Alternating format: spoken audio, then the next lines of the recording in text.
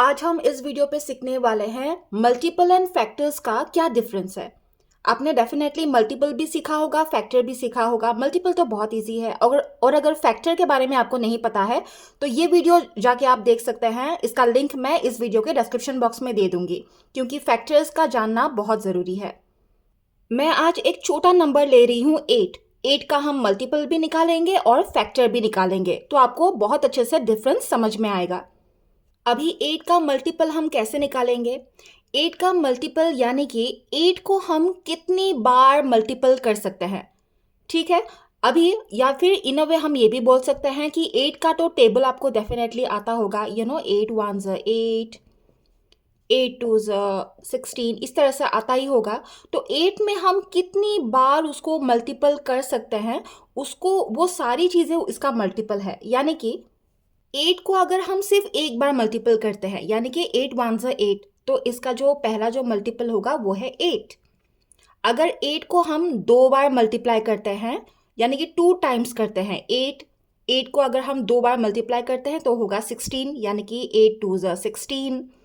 अगर हम 3 टाइम्स इसको मल्टीपल करते हैं तो होगा 24 यानी कि 8 3 24, 8 4 32 होता है। यानी कि फिर से अगर हम 8 को अगर 4 टाइम्स हम अगर मल्टीप्लाई करते हैं तो आएगा 32।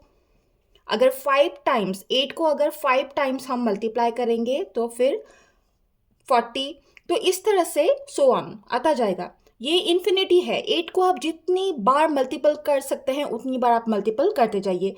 यानी कि 8 के साथ में हर एक बार 8 को जोड़ते जोड़ते जाना है, मल्टीपल करते जाना है, नॉट प्लस, आपको मल्टीपल करना है, ठीक है।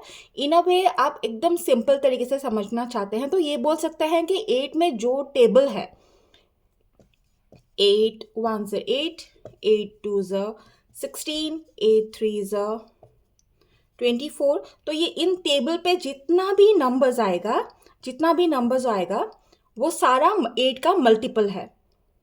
अभी 8 का अगर हम फैक्टर निकालेंगे तो ऐसा कौन सा नंबर है जिससे अगर हम 8 को डिवाइड करेंगे तो फिर कोई रिमाइंडर नहीं रहेगा।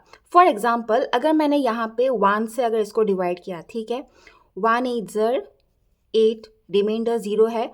यानी कि इसका जो फर्स्ट फैक्टर हमें मिला वो है 1 एंड 8। यहाँ पे मैं लिख लेती हूँ 1 एंड 2, ये दोनों फैक्टर, 1 एंड 8, ये दोनों फैक्टर हमें मिल गया। अभी हम 1 से हमने डिवाइड किया, अभी हम इसको 2 से डिवाइड करके देखते हैं। अगर रिमाइंडर रह गया तो वो फैक्टर नहीं कहलाएगा, मैं बार बार बोल रही हूँ। अगर 2 से हम इसको डिवाइड करेंगे देन 2 4 8, रिमाइंडर 0 है। यानी कि यहाँ पे हमें फिर से क्या फैक्टर मिल गया, 2 एंड 4। तो हम यहाँ लिख सकते हैं 2 एंड 4। वंस अगेन अगर हम इसको 3 से डिवाइड करेंगे, अभी आप ध्यान से देखिए, अभी आपको समझ में आएगा। अगर हम 3 से इसको डिवाइड करते हैं देन 3 2 6, 8 माइनस 6 2, इसका रिमाइंडर 2 रह गया। यानी कि 3 एंड 2 को हम एज फैक्टर, 8 का हम फैक्टर एज फैक्टर हम नहीं ले सकते हैं, ये नहीं होगा, इसको हम यहाँ पे नहीं लिख सकते हैं। अगेन अगर मैं इसको 4 से डिवाइड करती हूँ, 8 को अगर 4 से डिवाइड करती हूँ देन 4 2 8, रिमाइंडर 0 है। यानी कि 4 एंड 2 को हम एज फैक्टर यहाँ पे ले सकते हैं। 4 ऑलरेडी है, 2 ऑलरेडी है, रिपीट हो गया, तो इसीलिए और करने की आपको ज़रूरत नहीं है। जो 8 का फैक्टर है दैट्स इट, इतना ही है, इससे ज़्यादा नहीं है। 1 8 2 4। ओके, मैंने पिछले वीडियो पे ऑलरेडी कहा था कि अगर जब फैक्टर्स निकालते निकालते चीज़ें अगर रिपीट होने लगे, जो नंबर्स है वो रिपीट होने लगे तो आपको फैक्टर्स निकालना बंद कर देना चाहिए।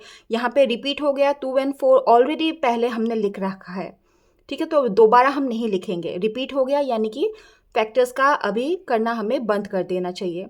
आई होप आपको मल्टीप्लिकेशन एंड फैक्टर का जो डिफरेंस है वो समझ में आया। यह है 8 का फैक्टर 1 8 2 4। चैनल को सब्सक्राइब कीजिएगा अगर वीडियो अच्छा लगा।